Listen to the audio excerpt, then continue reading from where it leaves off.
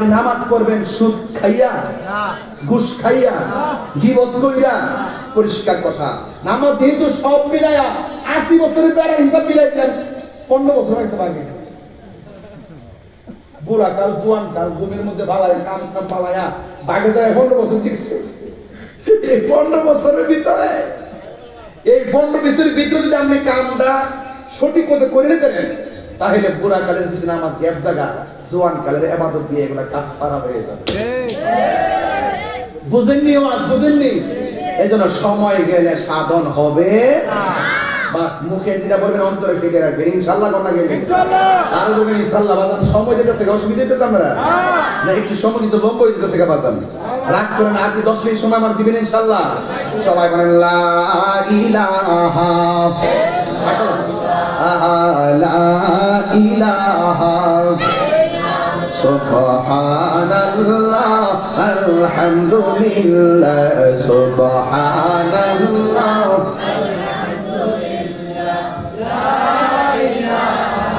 ইল্লাল্লাহ সুবহানাল্লাহ আলহামদুলিল্লাহ লা ইলাহা ইল্লাল্লাহ। মারহাবা কোন? তাইলে আমার ওই নামাজের দরকার আছে না নাই?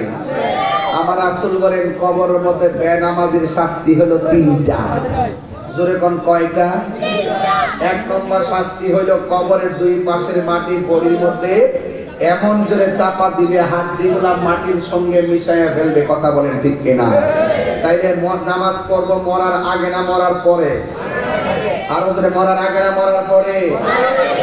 মরার পরে কোনো কিছু নাই, মরার পরে যারা যারা পরিমাণ হিসাব অপেক্ষা করতেছে। এই জন্য আমার অন্তপুরের বাবা পায়ে হাত দিয়ে বলে যায়, এই মসজিদটার আপনারা দেখেন, এই মসজিদটার একটু দেখেন আল্লাহর হস্তে। এই মসজিদের কাজ বাকি থাকবে না ইনশাআল্লাহ, কিন্তু আপনি যদি না দেন তাহলে আপনার একটা বাকি থাকবে। আপনি যদি দেন, মরার পরে এটা আপনার নিজের পাল্লায় কথা বলবে। আমার যুবক ভাইরা, আমি পায়ে হাত রেখে বলি, 5 ওয়াক্ত নামাজ আমরা চাই কি চাই?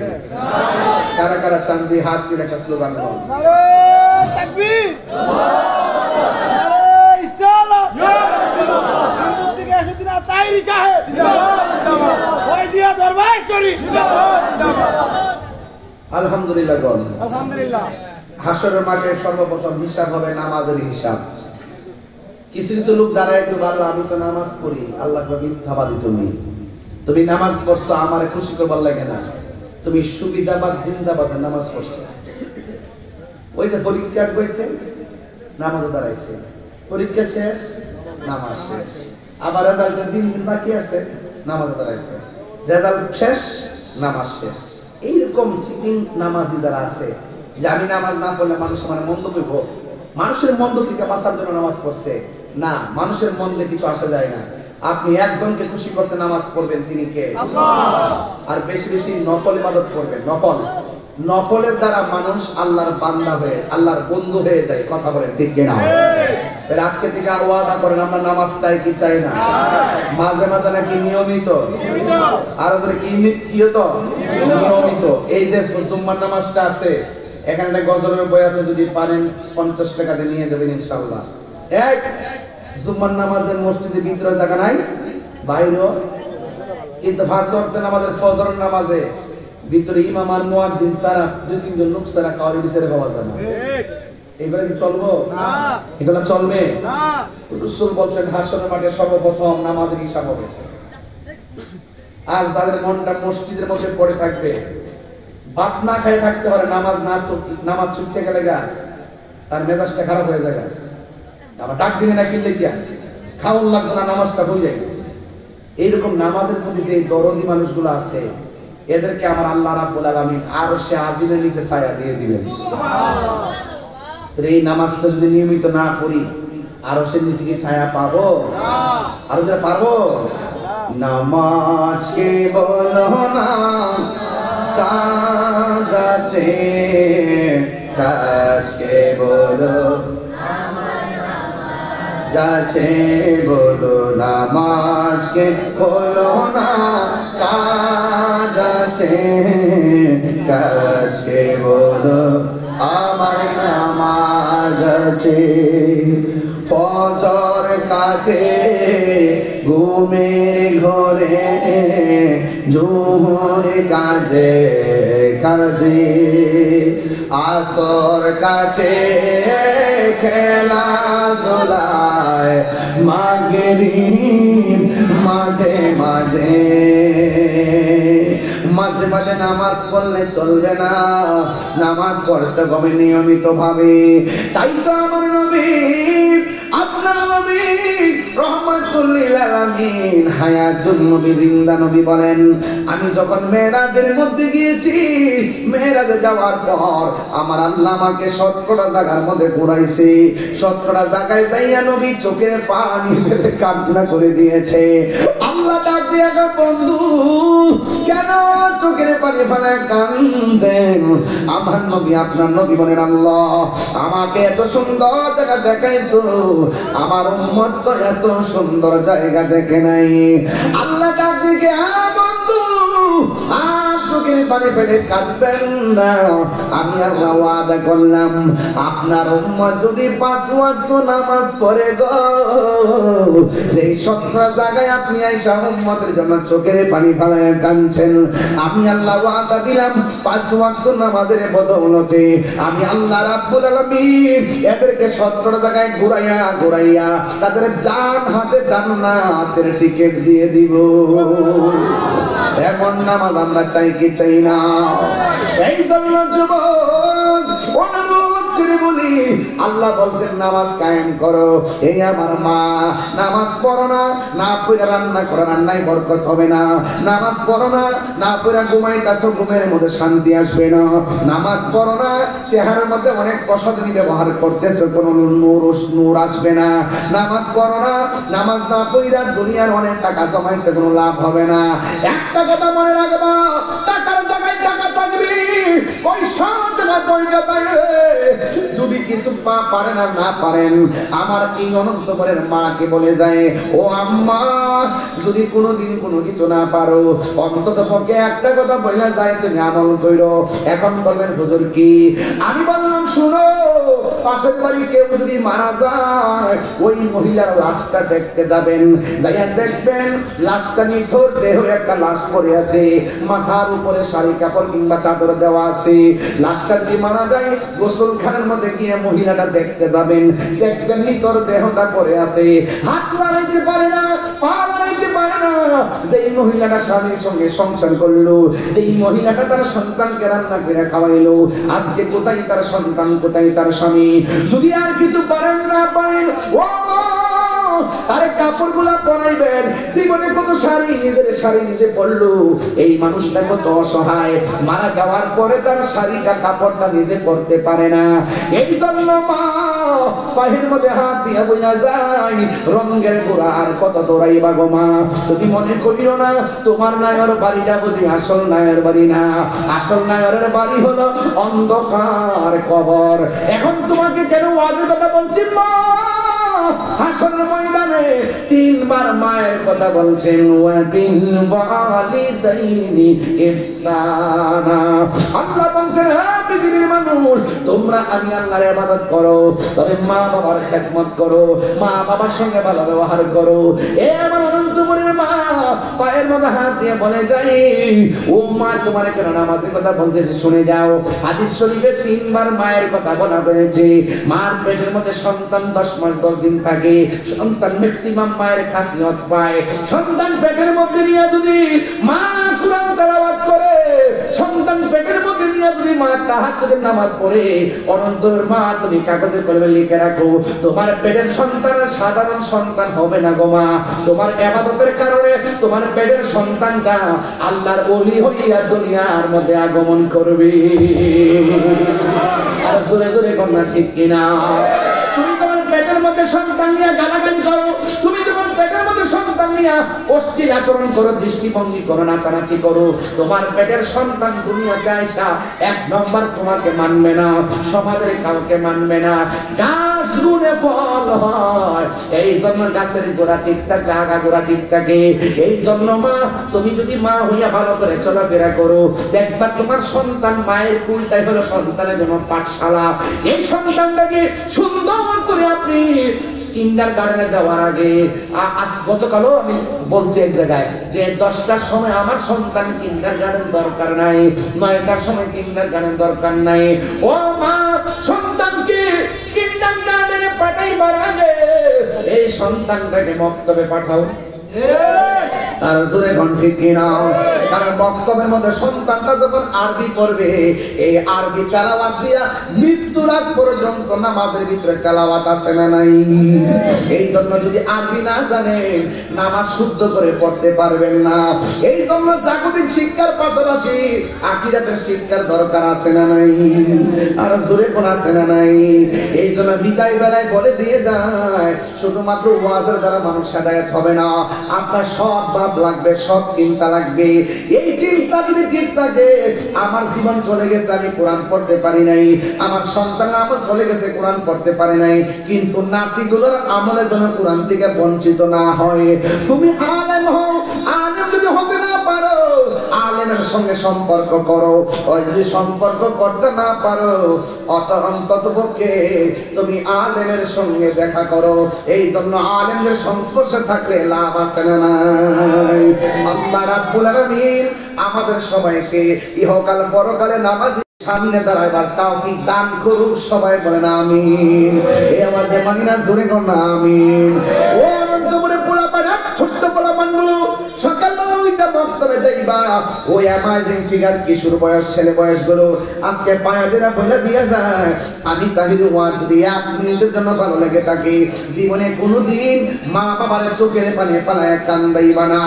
এই পৃথিবীর মধ্যে দুইটা মানুষ নিঃস্বার্থে দোয়া করে, একজন হলো মা, আরেকজন হলো বাবা।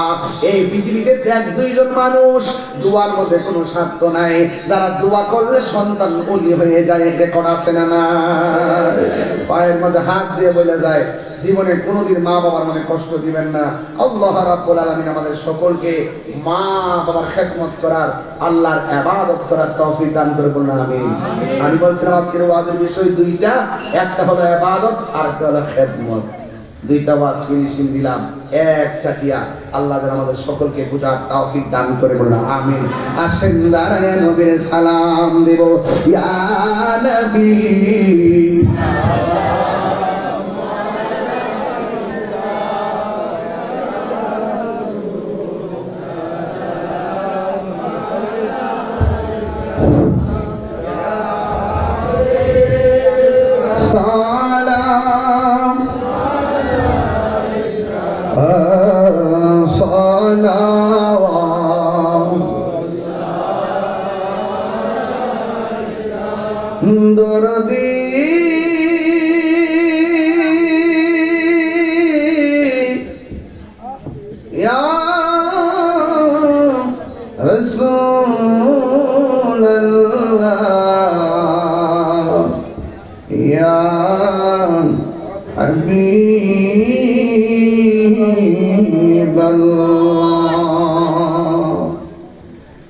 কে বলে আপনি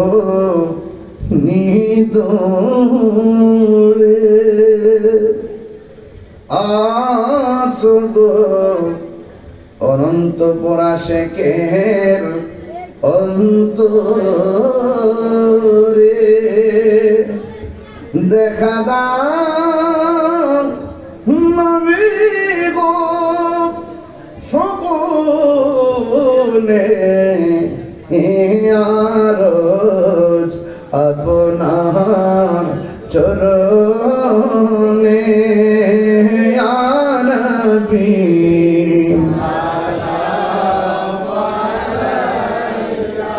আয়া রাসূল সাল্লাম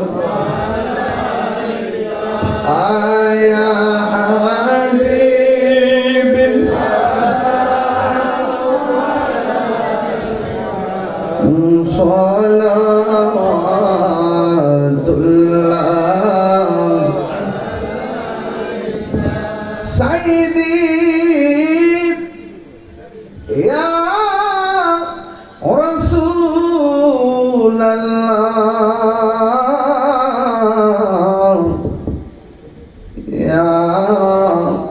حبيب मेरे आँखों बहुत कम चमके सितारा हाजिरी कहो इशारा देख कर रोज़ा प्यारा फिर कहे गुलाम तुम्हारा या नबी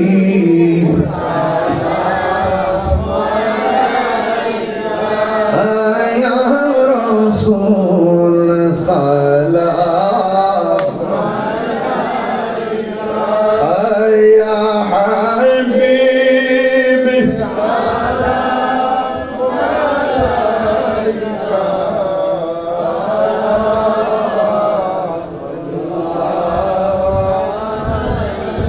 بلغ العلا بكماله كشف الدجى بجماله سلت جميع خصاله صلوا عليه وآله اللهم صل وسلم وبارك عليه उठा तो पर्दा दिखा दो चेहरा सबाई उठा दो पर्दा दिखा दो चेहरा कि नूर मारी हिजाब में उठा दो पर्दा दिखा दो चेहरा के नूर बारी हिजाब में ज़मान तारी हो रहा है ज़मान तारी हो रहा है कि मेरे क़ब्र से निकाब में उठा दो पर्दा दिखा दो चेहरा उठा दो चेहरा दिखा दो चेहरा शुक्र अल्हम्दुलिल्लाह और मोहब्बत बोले अल्हम्दुलिल्लाह আল্লাহ আমাদের সকলকে যেন কবুল করে বলেন আমিন দুইটা জিনিসের ওয়াজ হলো একটা এক 5 ওয়াক্ত নামাজ পড়তেই হবে দুই নম্বর মা বাবার খেদমত করতেই হবে ঠিক আছে এর বাইরে কোনো কথা আছে আল্লাহ যেন কবুল করে বলেন আমিন আমি বলছিলাম বিদায় বেলায় যদি কেউ থাকে ওয়াজ শোনার পরে মনটা একটু গলে তাই এমন দুই একটা ছেলে কত এরা মোহাম্মদ আইরুল্লাহ 10 টাকা মারহাবা কর আল্লাহ যেন কবুল করে বলেন আমিন আর জোরে বলেন আমিন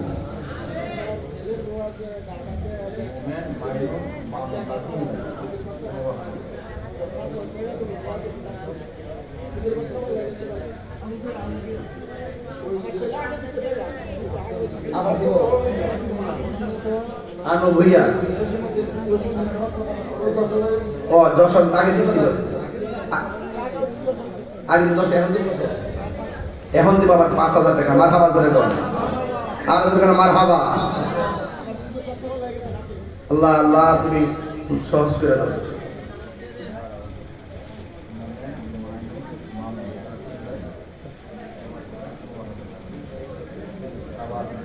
মুমিন মাইনুন মামুন কত 3 ভাই মিলে দিবে 15000 টাকা মারহাবা বাবা দুনিয়াতে নাই আল্লাহ যেন জান্নাত বাসী করে বলেন আমিন ফরহাদ হোসেন দিবে 2000 টাকা মারহাবা আর জোরে বলে মারহাবা सब जे गुंबद वाले मंजूरी दुआ करना जब वक्त नज़र आए आका दीदार आका करना। अल्लाह को बना करना मैं कब्र अंधेरी में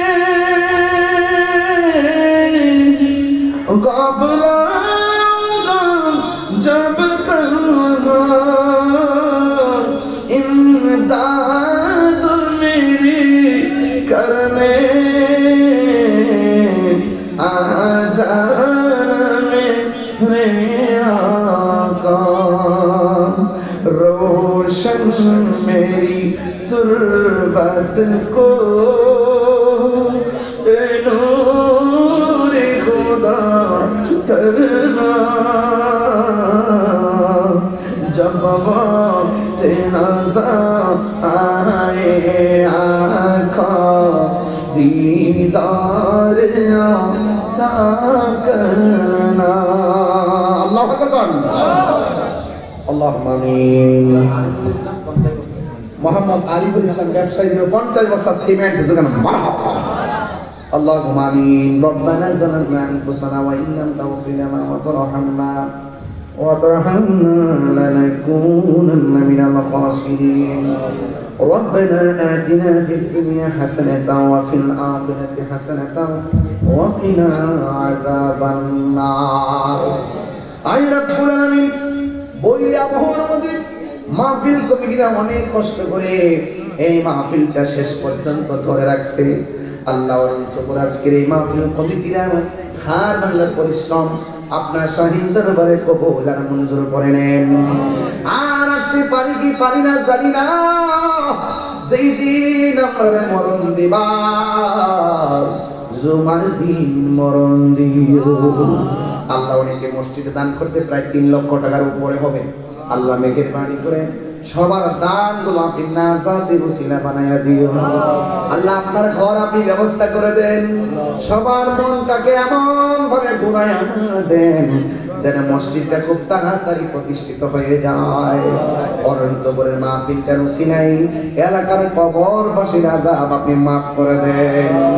জানি না কার জানে আব্বা নাই, কার জানে আম্মা নাই, ওই আব্বা আম্মার কবরে নূরের বাতি জ্বালায়া দিও।